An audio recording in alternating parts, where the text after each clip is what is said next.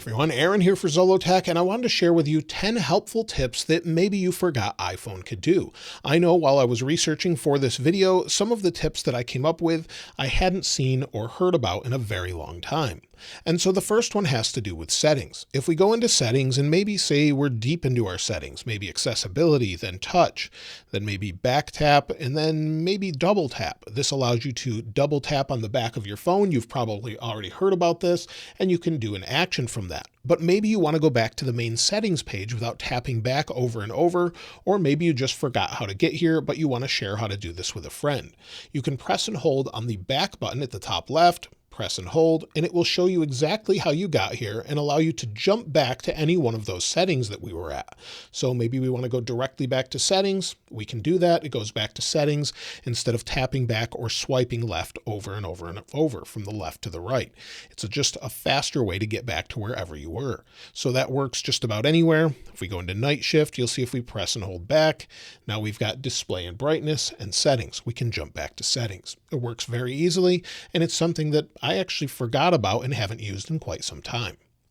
When you're in an app, maybe you're using a different app, a third-party app or something else, and it's asking you to review it over and over, and maybe it will pop up every couple days, you can actually turn that off. So when you're in an app, maybe you're in Spotify or something else, and it says, would you like to rate this app? If you want to turn that off entirely, you can do that. Go into settings, scroll down to the App Store. So we'll go down to the App Store. Within the App Store, you can see it says toward the bottom, in-app reviews and ratings. Help developers and other users know what you think by letting apps ask for product feedback. If you turn this off entirely, it will no longer ask you for that. Now, this may not be very helpful to developers, but if you have an app where this is asking over and over, this can be super helpful since it won't ask again. Now, the next feature is something I completely forgot that iOS could do, and that has to do with flights. Maybe you have a loved one flying in, and typically I would use a third-party app to look up a flight, see what their status is, see where they are, when they're expected to arrive or depart.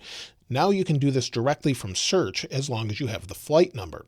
So I just picked up a random one from Plane Finder and we'll put in the flight number, just AA, and it's 5436. And you'll see here, we have American Airlines AA5436. Tap on this and you'll see the actual route. So it says Charlotte to Birmingham, and then it also gives the gate, when it departed, when it's arriving, what the flight duration is, and even the baggage claim. It will take you to the American Airlines homepage and you can open it in Maps. So it's showing the flight status, where it is, and everything that a separate app would do, but it's built right into Spotlight Search. You can do this for any flight around the world, and it should pull that information for you. Now, when you're using messages, maybe you use the voice option a lot, so press and hold, and then you can send a voice message as soon as you move your finger up. Maybe you want to actually keep this message for maybe more than 2 minutes. So typically, Apple will allow you to keep this for 2 minutes. Instead, you can keep it indefinitely. You can change that setting by going to Settings, then go down to Messages. So if we go down to Messages, just scroll down, and at the bottom you'll see it says Audio Messages. We have the option set to expire after 2 minutes. We can change this, tap on it, and you'll see we have the option for 2 minutes or never. If we never want them to expire and just stay in Messages, we can do that. Otherwise, just leave it after 2 minutes and they'll auto delete after a couple of minutes. Now, if you take a lot of FaceTime calls, there's a feature in there that may be helpful for you, especially if you're in meetings and maybe a little bit bored or just want to be very attentive. Go into your settings, go to FaceTime, again scroll down, and you'll see an option for eye contact. FaceTime can establish natural eye contact while on FaceTime.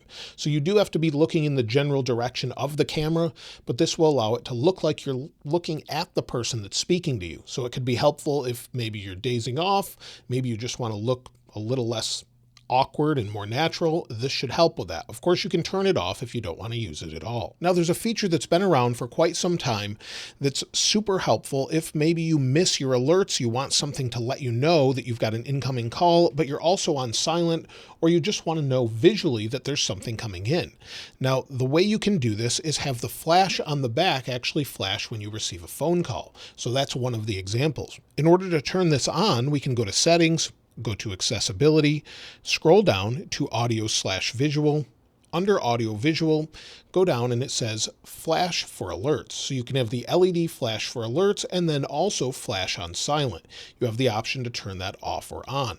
And once you have that on and a phone call comes in, it looks like this. Now, before I do this, just be aware that this will be a flashing light. So if that bothers you, just take notice of that.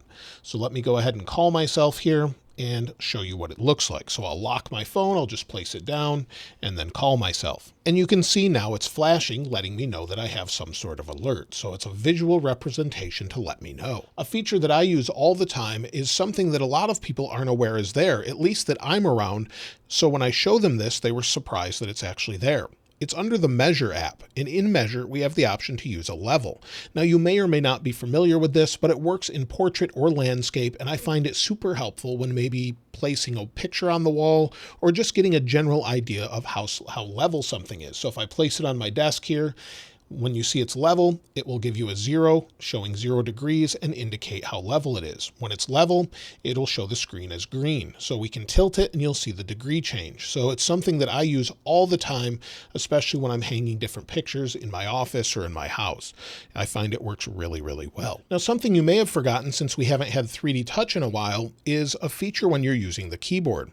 Maybe you typed something out, such as this, where it says, "Hi, how are you today?" But maybe you made a mistake and you want to easily edit that without just tapping.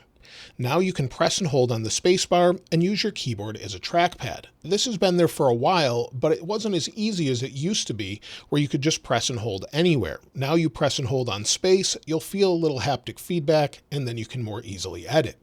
Quite a few people probably know about this, but I was surprised to learn many have not heard about this. So that's something that's super helpful if you're trying to refine where you are, especially in a longer document.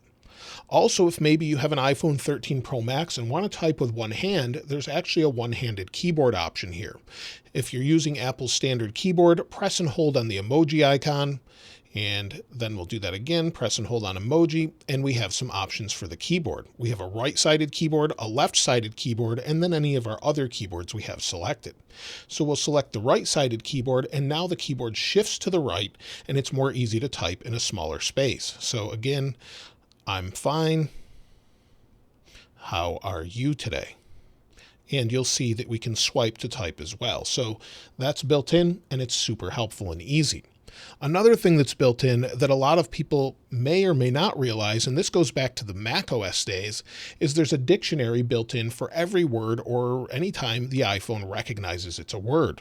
So maybe if we go back to a website, and this works on any word, highlight a word such as developers that we have here, then we have the option to look up. Tap on look up and it shows you the dictionary. So it shows you the word developer, explains what it is. You can tap for more information.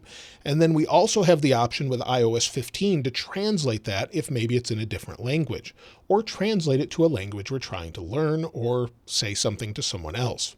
So again, tap on the highlighted word, tap on translate, and we have the option to translate it to whatever we'd like. So in this case, you'll see the word developers, and we can translate that to Spanish or choose a different language, and it will tell us how to say it. So if I turn this up, I can tap on this play button. Desarrolladores. We'll do that again. Desarrolladores. And then you can change the language as well. So we have different options for language, everything from Arabic to Russian to Italian, German, French, Chinese, and maybe we'll just select Korean, go back, and now it'll translate to Korean, and we'll hear that here. So we have that option built in through iOS, and it's just a super easy way to figure out what these words are and understand better if maybe you don't understand something. Now, finally, if you use Apple's Calendar, there's a super helpful feature that you may not be aware of. If you go into Calendar, and maybe we create an event by tapping the plus button in the upper right. We'll just type event. And if we scroll down, you'll see toward the bottom, it says add an attachment. Now this wasn't as obvious because it was hidden by the keyboard. So typically this will be hidden by the keyboard and you may not know that feature is there. If you tap on add an attachment, you can add an attachment from your phone or from your iCloud Drive or somewhere else. So it's super easy to just add an attachment, whether that be a movie here. that we have or something else. So you'll see it adds the movie, you could add a PDF or anything else you'd like. And so hopefully that helped you understand a little bit better some helpful features that are on iPhone. And of course, there's plenty more. If there's any additional ones you think are super helpful that others don't know, I'd love to hear from you in the comments below, or you can message me online as well. If you'd like to get your hands on this wallpaper, of course, I'll link it in the description like I normally do. And if you haven't subscribed already, please subscribe. And if you enjoyed the video, please give it a like. As always, thanks for watching. This is Aaron. I'll see you next time.